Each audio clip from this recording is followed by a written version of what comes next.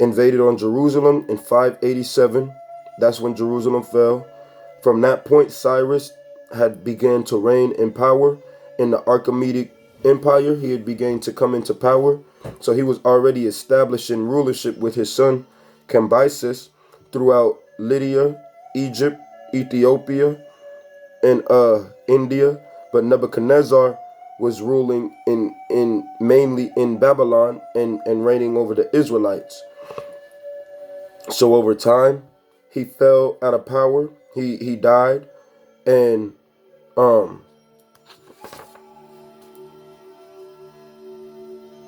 Amel Marduk came into power. Neriglissar came into power. Nabishai Marduk came into power. These are all one after another. And then Belshazzar came into power. And this is where you have, this is the time span that Daniel was giving visions to Nebuchadnezzar, Belshazzar. And Belshazzar reigned for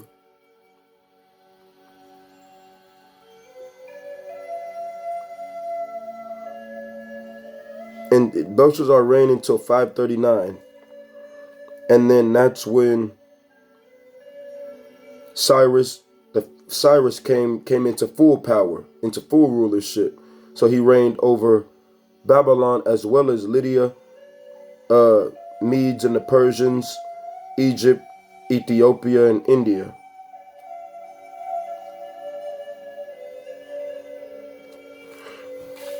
And Belshazzar's own people slew him because Belshazzar's father was having disagreements with the Babylonians, with some of the governors, so they set him up. And we don't have a full in-depth context of that account, but there's a picture on my phone that I'll get on the land back of this lesson that shows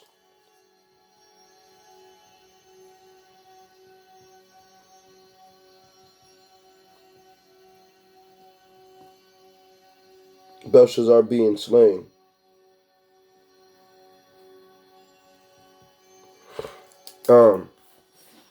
So then from that point you have you have Cyrus, and then his son Cambyses, and then Cyrus fell out of power, and then Darius came into power over all of those provinces. Darius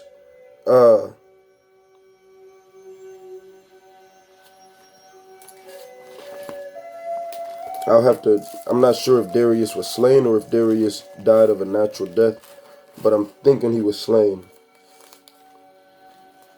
because he didn't reign that long.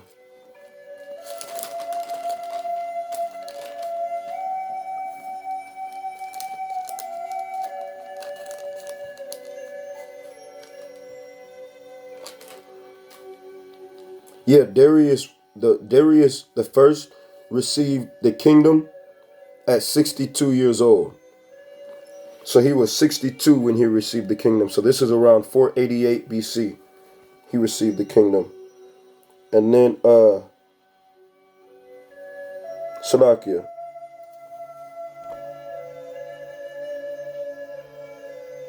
Nope, don't quote me on that. Don't quote me on that. 62.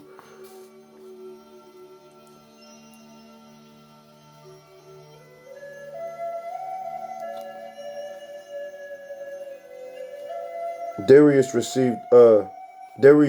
started to come into power at 522, but he received the kingdom as a whole when he was 62 years old. And he was born in 550 BC, so do the math and that comes out to about 488. But he was still somewhat running things up until that point. Then you had Xerxes, which is where Esther comes into play.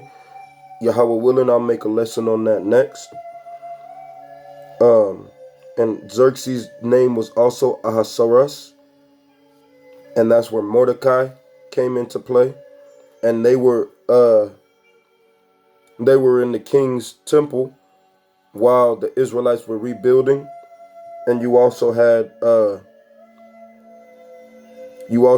Ezra. You had Ezra on the way, and you had Nehemiah who may have been a servant, or he may have been a servant, and then you had Daniel, who was also in the temple of the king. And the Israelites were building at this point.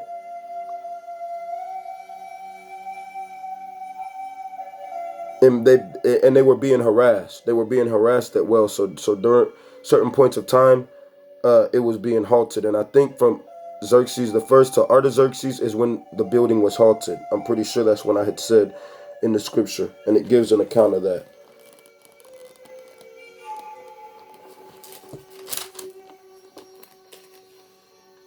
Ezra chapter 4 and verse 6. In the reign of Ahasuerus, in the beginning of his reign, they wrote an accusation against the inhabitants of Judah and Jerusalem in the days of Artaxerxes also.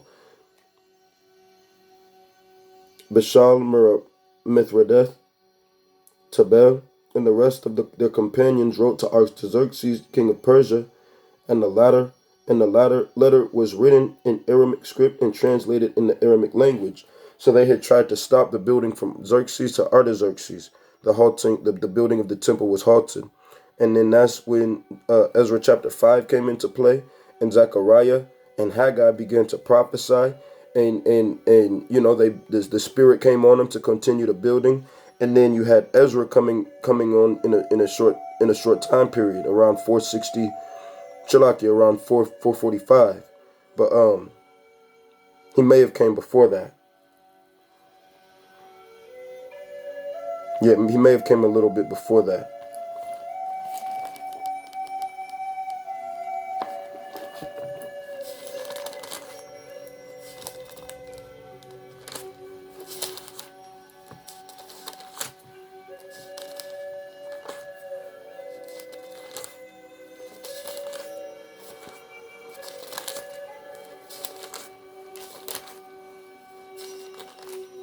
I know I mentioned it in the scripture, but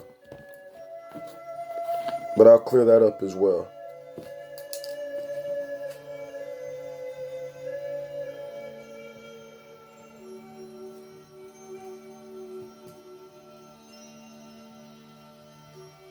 It says something about the 20th year of Artaxerxes.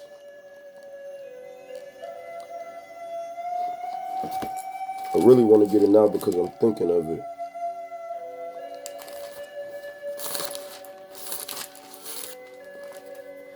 But for the sake of time, I'm not going to sit on it that long.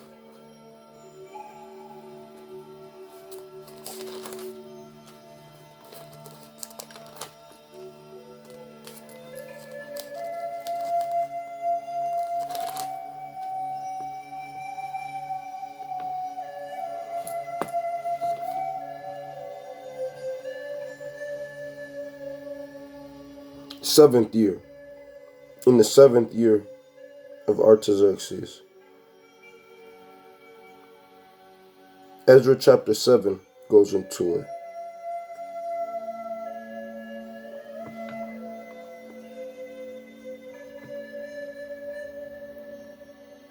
But they came up to Jerusalem during the reign of Artaxerxes in the 7th year of his reign.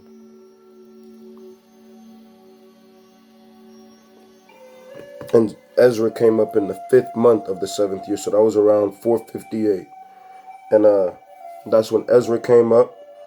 Then you had Ezra, Nehemiah, Daniel, the 3 holy children, Mishael, Azariah, and Hananiah. You had Jeremiah there. So yeah, you had some heavy hitters there. And then they finished rebuilding the temple. And my next land back off of this is going to be going into Nehemiah chapter 13 when Nehemiah had to return and drive Tobiah out of Jerusalem because he wasn't supposed to be there. But it also goes into how the Israelites had started to fall back into bad habits a little bit.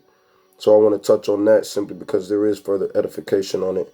And then the second part of that lesson, I may start on either Esther or going into the book of 2nd Ezra and 1st Ezra and how it relates to this time period. And we know that the temple was completely finished around 417 BC. So As I said, around 458, you had Jeremiah, Daniel, the three holy children, Mordecai. Esther may have been there in the background. Nehemiah, Ezra.